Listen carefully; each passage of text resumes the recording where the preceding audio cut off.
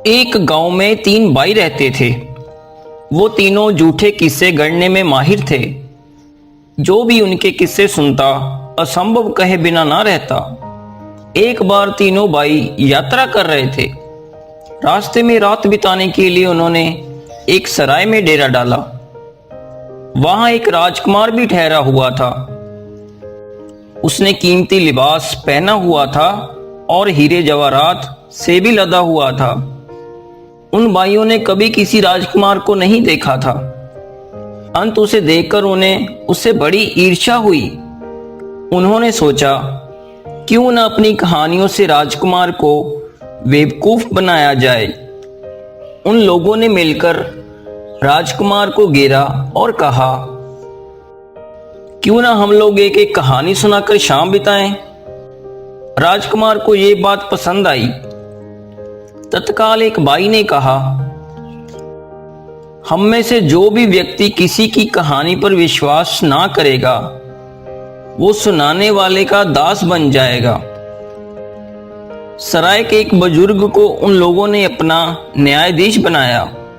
उन्हें विश्वास था कि उनकी बेतुकी और झूठी कहानी को सुनकर राजकुमार अवश्य इनकार करेगा और इस प्रकार वो उसका दास ना बनने की सूरत में उन्हें दंड स्वरूप कोई कीमती चीज देने को राजी हो जाएगा। सराय में ठहरे अन्य लोग भी इनके इर्द गिर्द बैठ गए। सबसे बड़ा भाई उठा और उसने कहानी आरंभ की। जब मैं छोटा था, एक दिन बाग में चोर सिपाही खेलते हुए एक ऊंचे पेड़ पर चढ़कर छुप गया।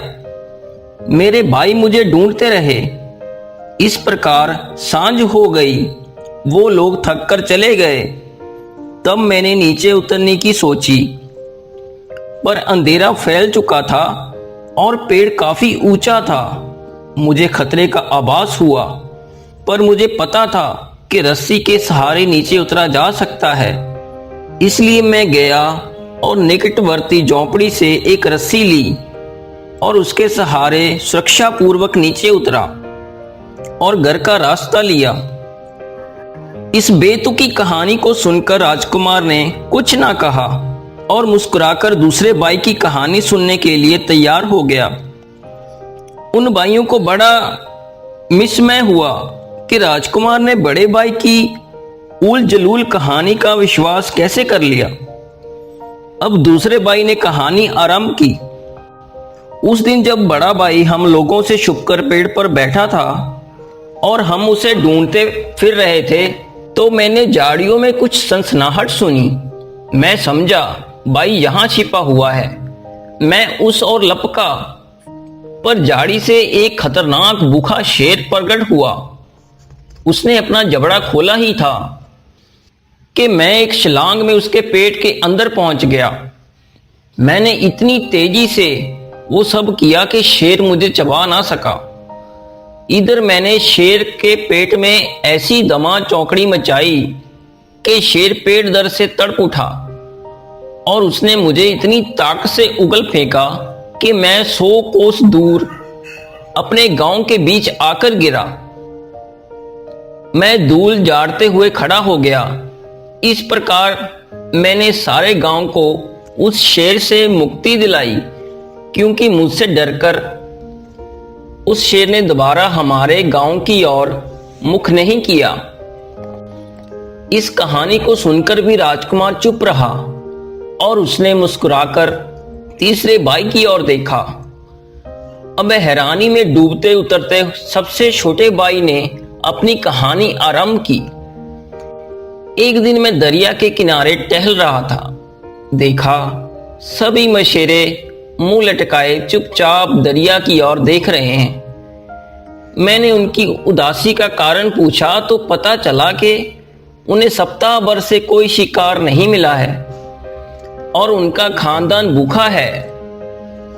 मैंने उनकी मदद करने की ठानी और कारण मालूम करने के लिए दरिया में कूद पड़ा।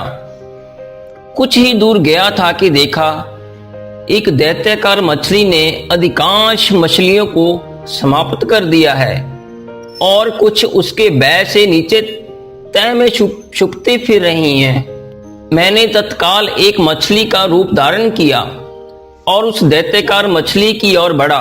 वो मेरा पीछा करती करती किनारे पर आ गई, जहां सभी मछेरे हथियार लिए उसकी प्रतीक्षा में थे। सभी ने मिलकर हमला किया और दैत्यकार मछली को मार डाला। मैंने प्रसन्न होकर अपनी शक्ल बदली और इंसानी हुलिये में आ गया।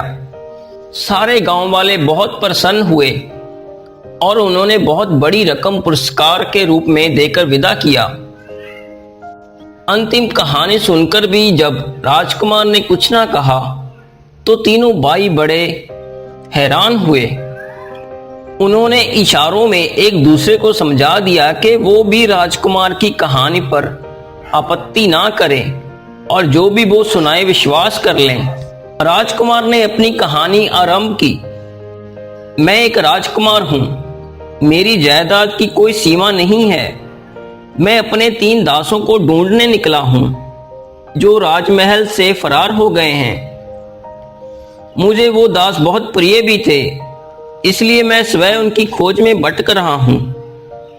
मैं एक प्रकार से निराश हो चुका था कि आज अचानक तीनों से मुठभेड़ हो गई।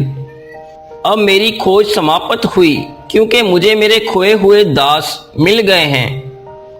और जानते हो कि वो दास कौन है? तुम तीनों। राजकुमार की बात सुनकर तीनों भाई हैरान रह गए। वो बुरी तरह फंस गए थे। अगर इनकार करते हैं तो भी वे बाजी हारकर दास माने जाएंगे। वो लोग राजकुमार की चालाकी से बहुत घबराए। तब उनके न्यायाधीश ने निर्णय सुनाया कि तीनों भाई बाजी हार गए हैं और वे लोग राजकुमार के दास बन जाएं। उनकी हालत देखकर राजकुमार को हंसी आ गई और उसने उन द्रुत भाइयों को इस शर्त पर क्षमा कर दिया कि भविष्य में वो गांव के सीधे लोगों को अपनी झूठी कहानियों के जाल में नहीं फंसाएंगे। तीनों ने वचन दिया और कसम खाकर अपने प्राण बचाए। उस दिन के बाद किसी ने उन भाइयों को झूठी कहानी सुनाते हुए नहीं सुना। ऐसे ही और वीडियो देखने के लिए हमारे चैनल को सब्सक्राइब करें और बेल आइकन को दबाएं।